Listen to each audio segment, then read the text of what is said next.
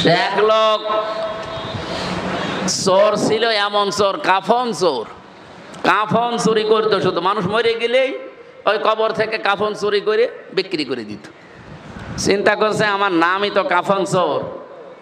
ছেলেকে বলছে আমি যদি মারা যাই তুই এমন কাজ করবি যেন আমার এই নামটা ঢেকে যায়, অন্তত আমার যেন আর খারাপ কেউ না বলে। ও মারা যাওয়ার পর ওর ছেলে শুধু কাফন চুরি না, কাফন চুরি করে আর লাশ গাছের উপরে ঝুলিয়ে পেছনে বাঁশ দিয়ে রাখে। লোকজন বলছে ওর বাবাই তো ভালো ছিল, ওর বাবা তো কাফন চুরি করে নিয়ে চলে যেত, লাশ কবরে পড়ে থাকতো, আর এ কি শুরু করিস? এই কাফন তো চুরি করে লাশ তুলে গাছের উপরে টাঙায়, আবার পেছনে বাঁশ দেয়। ওর বাবাই কি ছিল? আমার মনে হচ্ছে এই দেশে কিছু মানুষ যা আরম্ভ করেছে, এই জন্যই কিছু মানুষ বলতেছে যে আগেই, আসলে তো আগে ভালো ছিল। আগে তো অন্তত পাথর দিয়ে মানুষ এভাবে মারা দেখি নাই, লঘি বইটা দিয়ে দেখেছি, পাথর দিয়ে দেখেছি।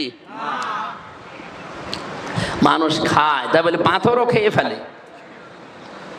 কি একটা সুন্দর দৃশ্য ছিল বাংলাদেশের ভেতরে, সিলেট, সে জায়গাটা এখন শ্মশান বানিয়ে ফেলেছে। আপনি চেয়ারে বসার আগেই যদি এভাবে খাওয়া আরম্ভ করে, চেয়ারে বসিয়ে দিলে আপনি কিছু রাখবেন? এদেশের মানুষ এখন সব বোঝে, শুধু সময়ের অপেক্ষায় আছে এই জায়গা মতো টিপ দেওয়ার। এই কথা বলেন না কেন? আল্লাহ তুমি আমাদেরকে নিরাপত্তার এই কাবা শরীফের মতো এই ৫৬,০০০ বর্গ মাইল যেন নিরাপত্তার চাদরে আমরা ঢেকে রাখতে পারি, সেই তৌফিক দাও। আমিন। আমি সূরা বালাদ থেকে আলোচনা করব বলে বসেছিলাম, আপনারা কি চলে যাবেন নাকি? সময় দেওয়া যাবে না, আধা ঘন্টা ৪৫ মিনিট এখনো আছে, থাকবেন না? কিছু গুরুত্বপূর্ণ মেসেজ আছে আয়াতের ভেতরে, যে আল্লাহর দৃষ্টিতে সৌভাগ্যশালী কারা।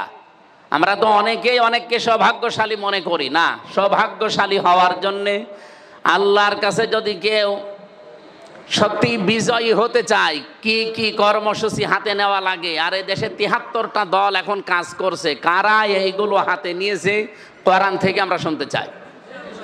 এই আজ থাকবেন কারা কারা, দেখি হাত তোলেন তো। থাকবেন না, এমনি হাত তোলেনি কে দেখেন তো। আমি আশা করছি আধা ঘন্টা আপনারা থাকবেন। কারা কারা থাকবেন দেখি?